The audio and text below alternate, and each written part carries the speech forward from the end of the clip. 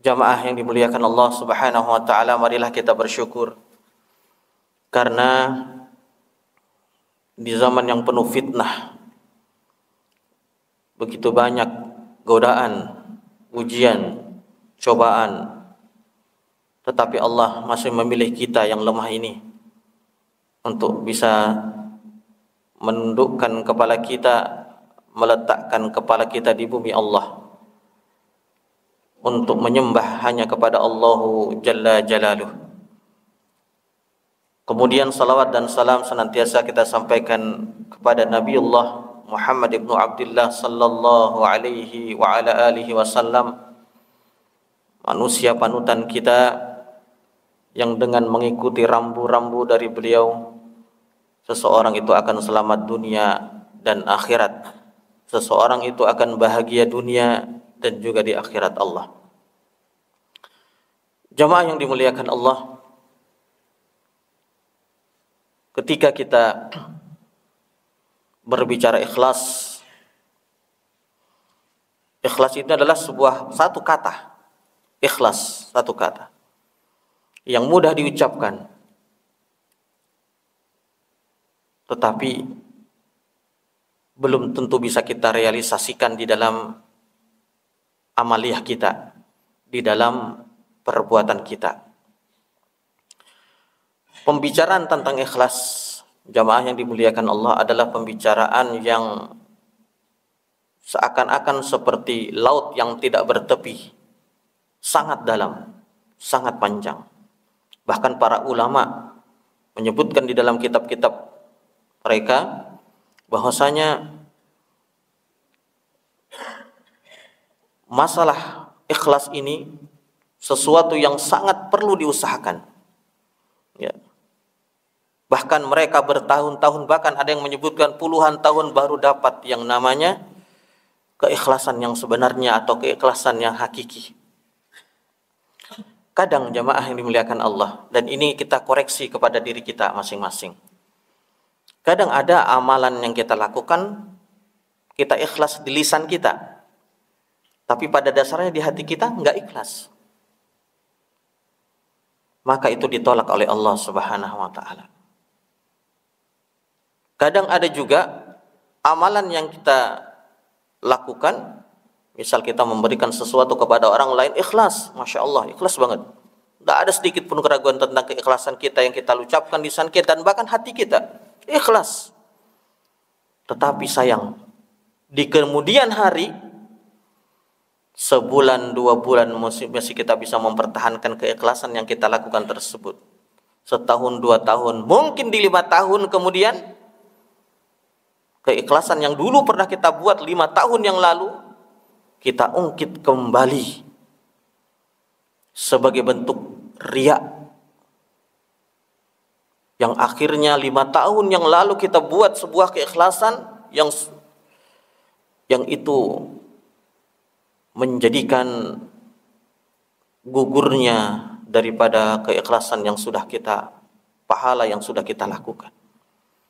Semua ini kita dapatkan dalam firman Allah Subhanahu wa taala nanti di hari kiamat, ya. Itu Allah mengatakan dalam Quran surat Al-Furqan, wa qadimna ila ma 'amilu min 'amalin faja'alnahu haba'an mantsura. Ya, kata Allah, kami tampakkan semua amalan, semua kebaikan yang pernah dilakukan semua manusia. Ternyata dia melihat bertumpuk-tumpuk pahala, begitu banyaknya pahala yang dibuat. Tetapi apa yang Allah katakan? Faja'alnahu haba'an mantsura. Kemudian pahala itu kami jadikan, kata Allah, seperti debu yang berterbangan, habis. Wal iyadzu billah. Ini semua pasti kembali ke dalam permasalahan ikhlas. Dan di dalam firman Allah dalam Quran surat Al-Kahfi juga disebutkan, qul hal nunabbi'ukum bil akhsarina a'mala alladzina dhalla sa'yuhum fil hayatid dunya wa yaumal qiyamati yuraduna ila asyaddil adzab, dan sebagainya. Allah mengatakan dalam Quran surat Al-Kahfi, qul, katakanlah, apakah aku ingin beritahukan kepada kalian orang-orang yang merugi amalannya di dunia, yaitu orang-orang yang sia-sia dalam melakukan amalan tersebut. Ini juga berkaitan dengan keikhlasan. Oleh karena itu jamaah yang dimuliakan Allah, ini kita takut. Ini kita takut menimpa amalan, baik itu ibadah kita maupun amalan kepada muamalah kepada manusia yang lain. Ini yang kita takutkan. Yang itu akan menghabiskan daripada amalan kita.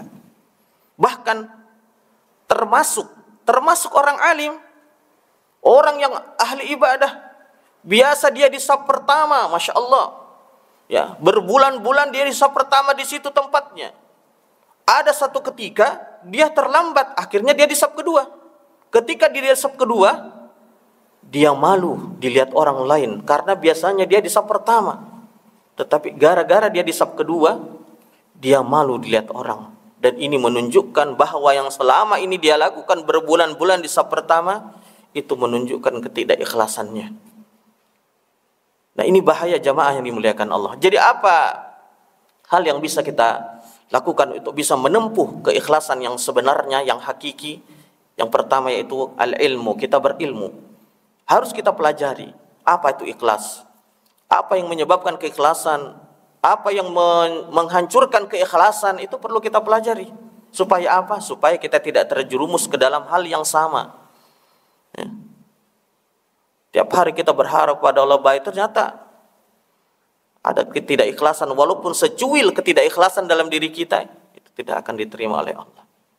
Setelah kita berilmu, mempelajari, oh ternyata ini yang mengakibatkan seseorang bisa ikhlas. Oh ini yang mengakibatkan seseorang bisa habis amalannya nanti di hari kiamat. Dipelajari sehingga kita bisa mengontrol ke depannya daripada ibadah-ibadah kita. Allah Subhanahu wa taala mengatakan dalam Quran surah Al-Bayyinah, "Wa ma umiru illa liya'budullaha mukhlishina lahud-din hunafa." Tidaklah mereka diperintahkan kecuali mereka diperintahkan untuk beribadah kepada Allah mukhlisin, ikhlas dalam ibadah mereka. Apakah solat kita, zikir kita, ngaji kita, sedekah kita, wakaf kita, dan lain sebagainya. Ya, berilmu ya tentang hal itu sehingga kita terjauhkan daripada hal-hal yang merusak daripada keikhlasan kita. Kemudian yang kedua jamaah yang dimuliakan Allah, yaitu kita bermujahadah. Ya, kita bermujahadah, bersungguh-sungguh, pertahankan itu keikhlasan itu. Tidak mau lagi nanti saya akan ngungkit itu, walaupun misalnya satu saat 3 tahun kemudian saya dizolimi sama orang itu yang pernah saya berikan sesuatu, saya tidak akan ungkit dulu yang pernah saya kasih dia. Supaya apa? Supaya terjaga keikhlasan saya. Itu perlu mujahadah. Ketika kita benar-benar bermujahadah, bersungguh-sungguh, Allah akan mudahkan kita di jalan Allah untuk bisa ikhlas. Walladzina jahadu fina lanahdiyannahum subulana. Kemudian yang terakhir jemaah yang dimuliakan Allah, perbanyak doa. Nah, ini juga penting. Setelah kita berilmu, kemudian kita bermujahadah, bersungguh-sungguh, kemudian kita perlu minta bantuan dari Allah agar Allah tetap menjaga hati kita senantiasa di jalan Allah Subhanahu wa taala. Karena kalau kita hanya berusaha, nah ini yang perlu kita perhatikan. Kita tidak bisa berusaha dengan susah payah diri kita sendiri, nggak bisa. Kita akan capek, akan lelah. Tetapi ketika kita minta bantuan Allah, Allah yang akan memudahkan kita untuk bisa melaksanakan keikhlasan di dalam setiap amalan kita, di dalam setiap perbuatan kita kepada manusia yang lain dan kepada Allah Subhanahu wa taala. Mudah-mudahan yang sedikit ini jamaah yang dimuliakan Allah bisa memberikan pencerahan kepada kita. Mudah-mudahan Allah menanamkan keikhlasan yang sebenarnya di dalam diri kita sehingga kita benar-benar menjadi hamba Allah yang mukhlisin, yang ikhlas hanya kepada Allah, dan apa yang kita lakukan di dunia ini akan diterima Allah oleh Allah Subhanahu wa taala di yaumil qiyamah. Amin Allahumma amin. Hadanillah wa hadakumullah wa barakallahu fina.